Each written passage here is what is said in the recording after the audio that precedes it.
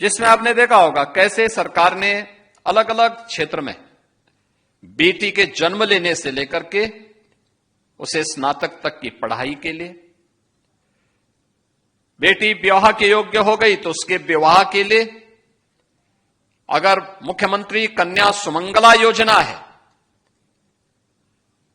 25,000 का पैकेज हम बेटी के जन्म से लेकर के स्नातक तक की पढ़ाई के लिए उपलब्ध करवा रहे हैं और अलग अलग चरणों में हम लोग उपलब्ध करवाते हैं। बेटी ने जन्म लिया, 5,000 की राशि बेटी के नाम पर उसके अभिभावक को उपलब्ध करवा दिया जाता है, डीबीटी के माध्यम से दिया जाता है।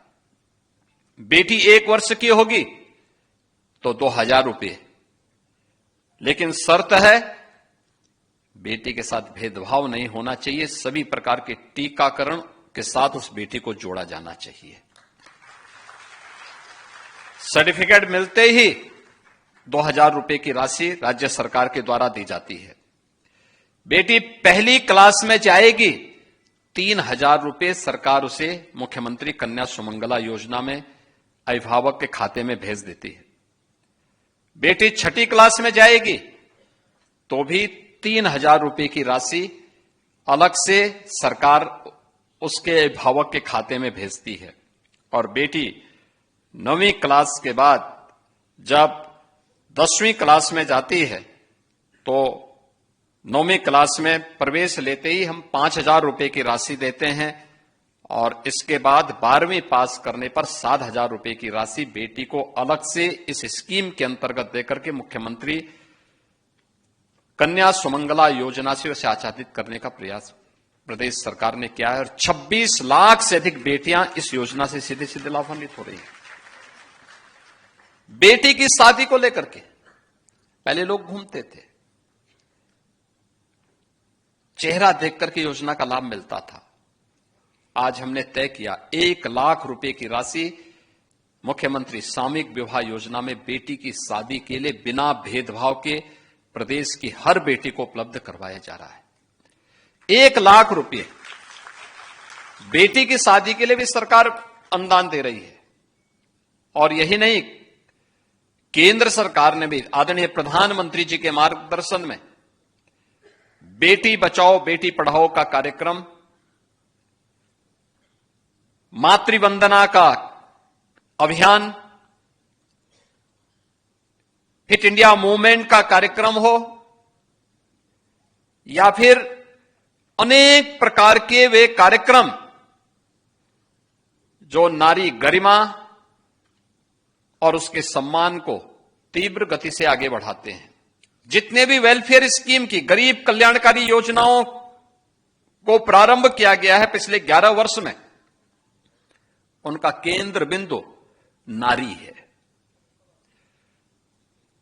स्वच्छ भारत मिशन में देश के अंदर 12 करोड़ घरों में शौचालयों का निर्माण होना,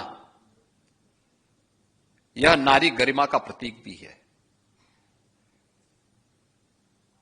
10 करोड़ घरों में उज्ज्वला योजना का कनेक्शन मिलना, यह नारी को धुएं से मुक्त करने और ग्रीन ईंधन के साथ जोड़ने की एक अभिनव योजना बिना भेदभाव के हर नारी को प्राप्त हुई। आयुष्मान भारत की योजना में देश के अंदर 10 करोड़ परिवारों को जोड़ने का कार्यक्रम, यानी 50 करोड़ लोग इस योजना से लाभान्वित हो सकते हो। परिवार में कोई बीमार होता है, हो सकता है परिवार का पुरुष सदस्य मुंह मोड़ ले, लेकिन घर की नारी यानी मां या बहन कभी मुंह नहीं मोड़ती। वह अपना जेवर गिरवी रख करके उपचार कराने में पूरी ताकत झोंकती है और यह लाभ उसको सीधे उसके सम्मान से जुड़ी हुई है। घर में अगर 10 सदस्य हैं और भोजन किसी प्रकार से 8 लोगों को प्राप्त हो रहा है तो घर की नारी भूखी रह जाएगी, लेकिन अन्य लोगों को भूखे नहीं रहने देती। 80 करोड़ लोगों को फ्री में राशन की सुविधा का लाभ, यानी जो भी स्कीम है। और अभी पिछले दिनों आपने देखा होगा ग्रामीण भू अभिलेख, घरौनी, ये भी महिलाओं को प्रदान किए गए। महिलाओं में अकेले उत्तर प्रदेश ने देश के अंदर 3 करोड़ ऐसे ग्रामीण भू अभिलेख वितरित हुए, उनमें से 1 करोड़ से अधिक अकेले उत्तर प्रदेश ने वितरित किए, जिसमें जमीन का कागज महिलाओं के नाम पर होगा और ग्रामीण क्षेत्र में व्यवस्था अनिवार्य रूप से की गई। 4 करोड़ गरीबों के लिए एक आवास बन जाना, यह व्यवस्था भी तेजी के साथ आगे बढ़ाई गई। अकेले उत्तर प्रदेश में हम लोगों ने अब तक 60 लाख गरीबों के लिए एक आवास बिना भेदभाव के उपलब्ध करवाए हैं। यानी हर वेलफेयर स्कीम में नारी की गरिमा और उनके सम्मान को, उनकी सुरक्षा को ध्यान में रख करके उपलब्ध करवाने का कार्य किया गया।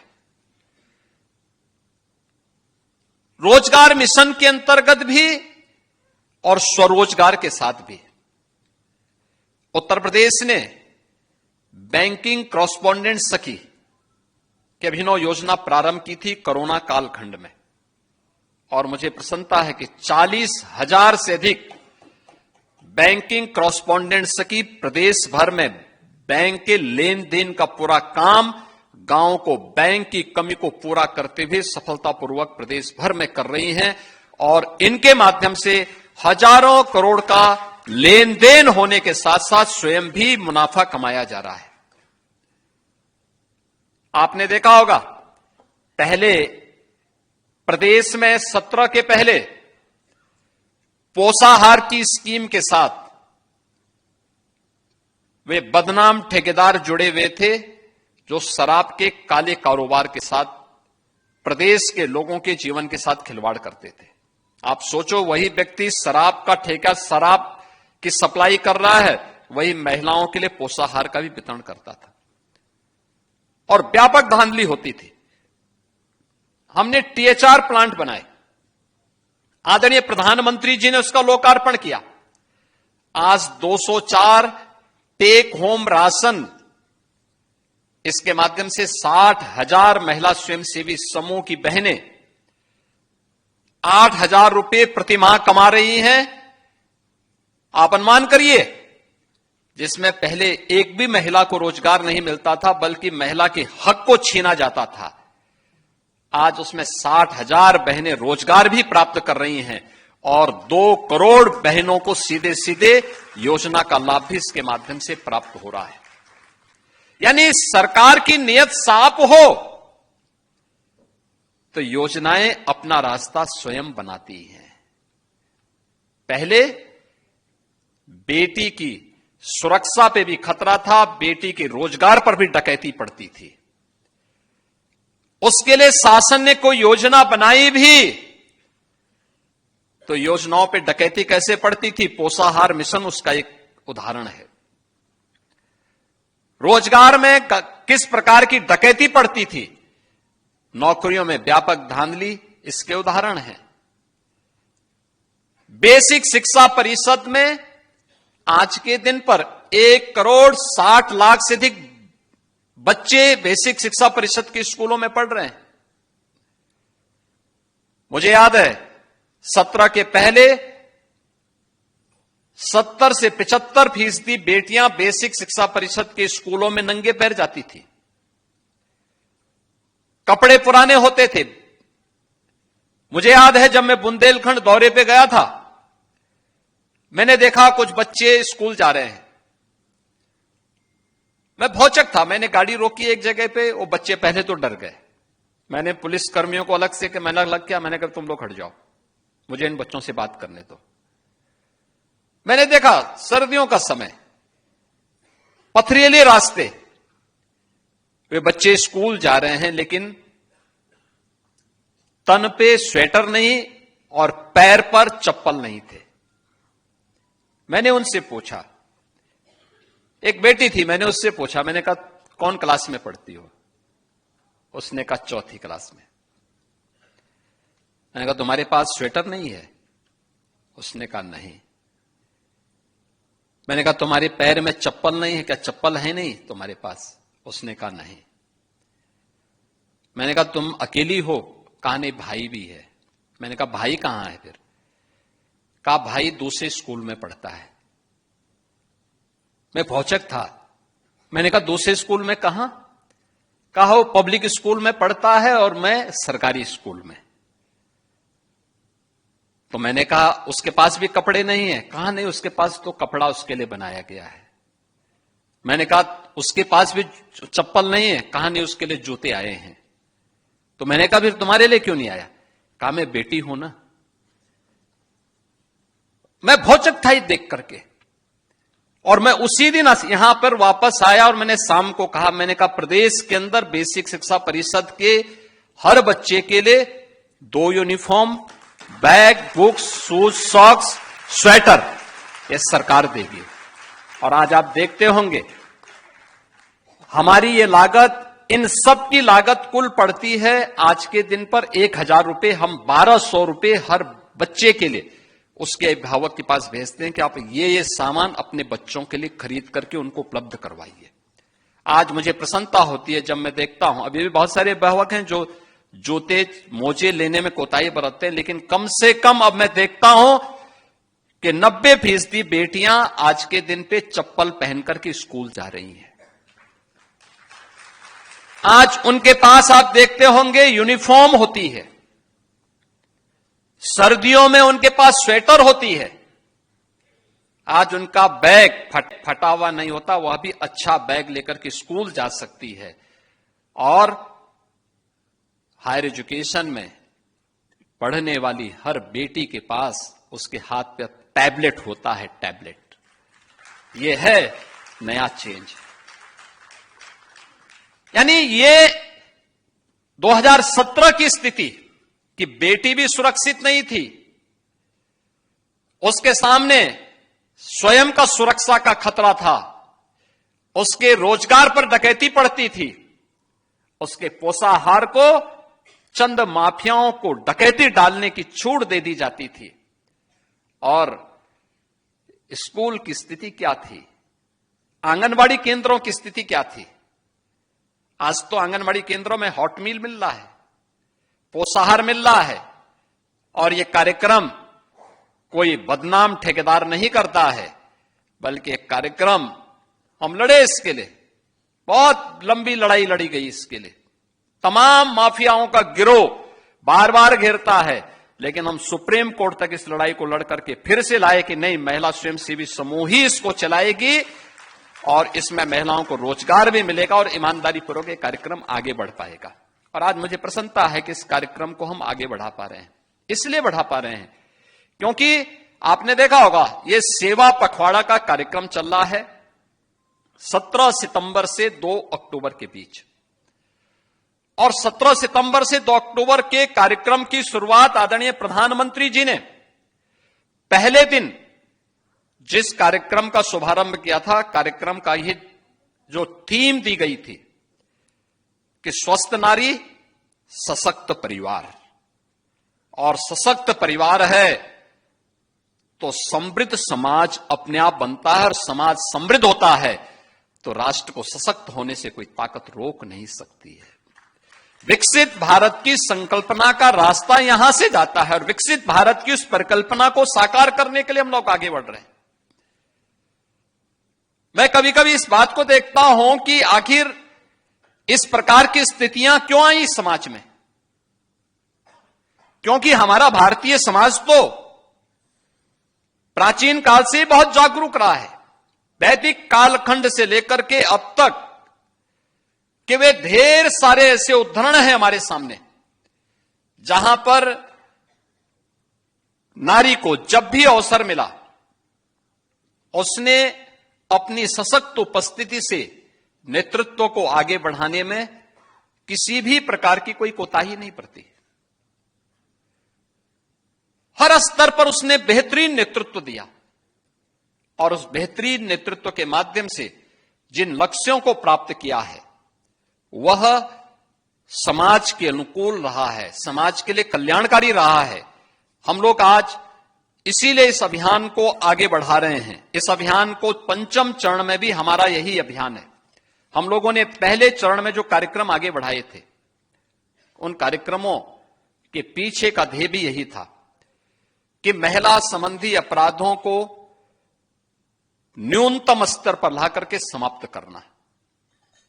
और मुझे प्रसन्नता है कि प्रदेश सरकार में जो कार्यक्रम प्रारंभ किए गए, अकेले एक वर्ष में यानी 1 जनवरी 2024 से अगर हम लोग अब तक के मामलों में देखेंगे, केवल 24 और 25 तक के ही मामलों को देखेंगे, तो हम लोगों ने 9,513 ऐसे मामलों में 12,271 अपराधियों को दंडित करवाया है, जिनमें 12 अपराधियों को तो मृत्यु दंड की सजा करवाई है, 987 को आजीवन कारावास कराई है, 3,455 को 10 वर्ष से अधिक की सजा दिलाई है और 7,817 को 10 वर्ष से कम की सजा इस दौरान देकर के प्रदेश सरकार ने उन अपराधियों को एक संदेश दे दिया है। आपने कल देखा होगा, महिला संबंधी अपराध में संलिप्त एक अपराधी बाहर से आया था और संभवतः मारीच की तरह घुसा था, लेकिन जब यहां की पुलिस की गोली ने उसके शरीर को छलनी किया तो कल वो चिल्ला रहा था कि साहब मैं गलती से उत्तर प्रदेश की सीमा में आ गया हूं, आगे से ये दुस्साहस नहीं करूंगा।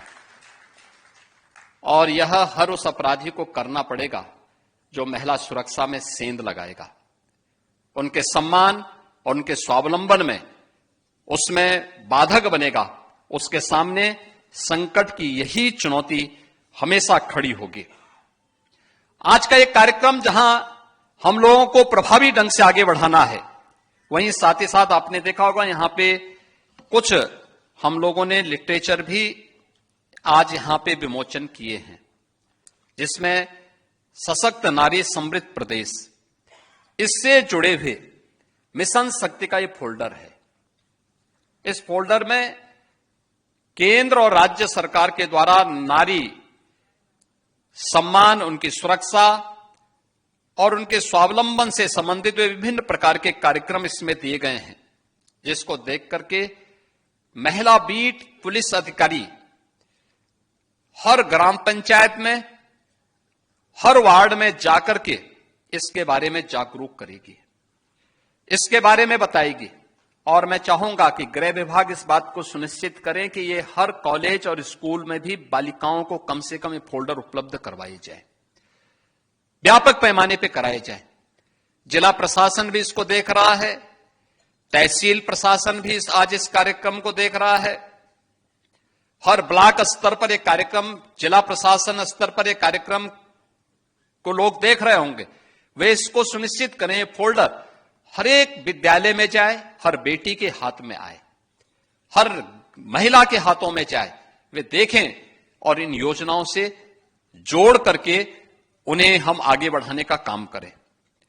दूसरा, हमारा प्रयास होना चाहिए कि मिशन शक्ति के इस अभियान के क्रम में हम लोगों को उनको अवगत कराना होगा। दूसरा फोल्डर है जिसमें महिला की सुरक्षा से जुड़े हुए वीमेन हेल्पलाइन 1090 है, या फिर हेल्पलाइन के रूप में हम लोगों ने जो प्रदेश के अंदर अन्य कार्यक्रम 181 है, या फिर पुलिस की PRB 112 की आपातकालीन सेवा, इसके बारे में इन सब के इंटीग्रेशन को लेकर के भी जो कार्रवाई की गई है, कब किसको कॉल करना। घरेलू हिंसा से जुड़े हुए मामले में आप 181 पे कॉल करते होंगे, लेकिन अगर वह 1090 पर या 112 पर भी होती है तो उसके लिए हम लोगों ने एक और फोल्डर जारी किया है। इतनी हेल्पलाइन है। 1076 ये मुख्यमंत्री हेल्पलाइन है, सीधे मुख्यमंत्री के पास पहुंचती है, मुख्यमंत्री स्वयं इसकी समीक्षा करते हैं। 112 आपातकालीन पुलिस सेवा का है। 1930 ये साइबर हेल्पलाइन है, कोई साइबर फ्रॉड हुआ है या फिर डिजिटल अरेस्ट की कोई कार्रवाई है, 1930 पर आप करेंगे। 1090 वीमेन हेल्पलाइन है। 102 ये गर्भवती महिलाओं और नवजात शिशुओं के लिए एम्बुलेंस सेवा है। 101 अग्निशमन की सेवा है। 108 ये एम्बुलेंस की सेवा प्रदेश की है जो स्वास्थ्य विभाग के द्वारा संचालित है। 181 वीमेन हेल्पलाइन है और 1098 ये चाइल्ड लाइन के रूप में ये सभी अभियान इंटीग्रेशन की तरफ हमारे बढ़ चुके हैं।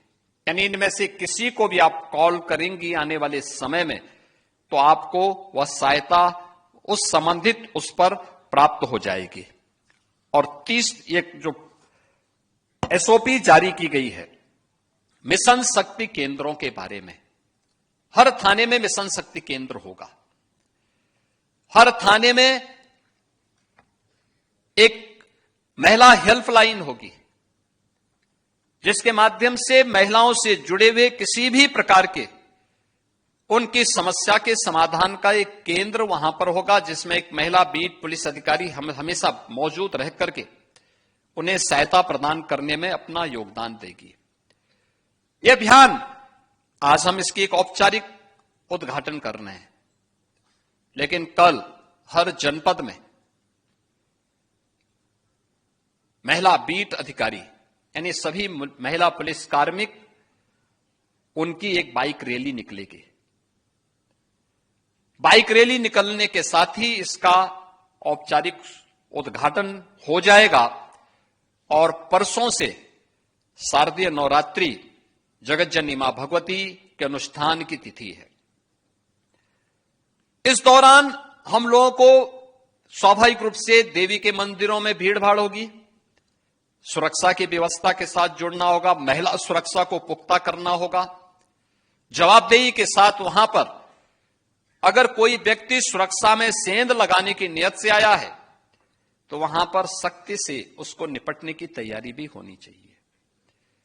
ऐसे ही नहीं, अन्य कार्यक्रमों को भी हमें बाजारों में, स्कूल कॉलेजेस में भी इस प्रकार के कार्यक्रमों को प्रभावी ढंग से आगे बढ़ाना है। और अगले कुछ दिनों तक ये अभियान हर थाना, हर मंदिर, हर मार्केट, हर स्कूल कॉलेजेस में अभियान चलाना है। इस दौरान जो फोल्डर हम लोगों ने सशक्त नारी समृद्ध प्रदेश का जारी किया है, इसको प्रभावी ढंग से हर संस्थाओं में देकर के, और हमारा आग्रह होना चाहिए कि हम विद्यालयों में भी इस बारे में कहें, स्कूल कॉलेजेस में भी कहें कि वे भी इसका प्रकाशन करके हर बच्चे को उपलब्ध करवाएं, हर बेटी को उपलब्ध करवाएं। उन्हें पता होना चाहिए कि उनके कल्याण के लिए, उनके वेलफेयर के लिए कौन कौन सी स्कीम है, उस स्कीम से वो जुड़ सके। हर महिला को पता लगना चाहिए कि उनके स्वावलंबन और उनके सम्मान से जुड़ी हुई केंद्र और राज्य सरकार की कौन कौन सी योजनाएं हैं जिनसे वो लाभान्वित होकर के आगे बढ़ सकती है। ये सभी कार्यक्रम उसी श्रृंखला में जागरूकता के लिए भी है, सुरक्षा के लिए भी है और उनके सम्मान से जुड़ी हुई भी है। ये सभी कार्यक्रम एक साथ चलेंगे तो एसओपी के साथ साथ इस प्रकार के साहित्य को अगर हम आगे बढ़ा सकते हैं तो मिशन शक्ति का कार्यक्रम अपने पंचम चरण में सफलता की नई ऊंचाइयों को प्राप्त होगा। हर एक विभाग को अपनी जिम्मेदारियों को समझना होगा, क्योंकि जब महिला बीट पुलिस अधिकारी पंचायत सचिवालय में जाएंगे, वार्ड स्तर पर जन जागरण के किसी कार्यक्रम के साथ जुड़ेगी तो पहला संवाद उसका सुरक्षा से संबंधित ही होगा। संवाद महिलाओं के साथ, गांव की महिलाओं के साथ, नगर के मोहल्लों की महिलाओं के साथ सुरक्षा के से जुड़ी हुई कोई प्रश्न, किसी महिला को घर की हिंसा से, घरेलू हिंसा से परेशान होगी, उनकी मदद कैसे करनी है। हमारा प्रयास होना चाहिए कि घर की हिंसा हो या बाहर की हिंसा, इस हिंसा से निपटने के लिए सही परामर्श उपलब्ध करवाना, ये चीजें बताना। हिंसा से जुड़ी भी कोई घटना नहीं है तो हमें वेलफेयर की स्कीम के साथ उन्हें जोड़ना होगा। उन्हें बताना पड़ेगा कौन कौन सी स्कीम है, कैसे इनसे लाभान्वित हो सकते हैं। इसके बारे में वहां पर स्वास्थ्य संबंधी कार्यक्रम के लिए एएनएम भी रहेंगी, आंगनवाड़ी भी पोषाहार मिशन के साथ जोड़ने के लिए उपलब्ध रहेगी, आशा वर्कर भी रहेगी, राजस्व से संबंधित मामलों को लेकर के लेखपाल भी वहां का वहां मौजूद रहेगा। ग्राम सभा से जुड़े हुए विभिन्न योजनाओं को लेकर के रोजगार सेवक आदि भी वहां पर उपलब्ध रहेंगे। ग्राम्य विकास अधिकारी भी वहां मौजूद रहेंगे। पंचायत सहायक मौजूद रहेंगे। ये 8-9 प्रकार के लोगों की उपस्थिति में जब हम गांव की महिलाओं के साथ संवाद बनाएंगे तो स्वाभाविक रूप से समस्या का समाधान का रास्ता निकलेगा। लोगों की कोई समस्याएं हैं, उसके त्वरित निस्तारण की कार्रवाई, इसके प्रति प्रशासन को जहां संवेदनशील होना होगा वहीं त्वरित मामलों के निस्तारण की दिशा में आगे बढ़ना होगा। दूसरा, हमें याद रखना होगा, जब सरकार की नीयत साफ है, नीति स्पष्ट है, तो उसमें अनावश्यक रूप से उस पूरी मिशन में कोई भी अगर उसका दुरुपयोग करता है, उस मामले में कोई अनावश्यक रूप से इस मामले को फेल करने के लिए कोई कार्रवाई करता, कोई किसी प्रकार का गलत कदम उठाता है, तो उन लोगों की जवाबदेही भी तय करनी चाहिए। क्योंकि अक्सर होता है, अच्छे उद्देश्य से प्रारंभ किए गए कार्यक्रम कुछ चंद लोगों के कारण फेल होता हुआ दिखाई देता है। हमें ऐसे लोगों को जो बैरियर के रूप में हर मिशन के बीच में पड़ते हैं, उन्हें कुशलतापूर्वक उस मिशन के साथ, उस मिशन से दूर करना होगा। इसके लिए अच्छा होगा जनपद स्तर पर भी और प्रदेश स्तर पर भी सभी कार्मिकों की काउंसलिंग होना, उनको बताना क्या करना है, क्या नहीं करना है।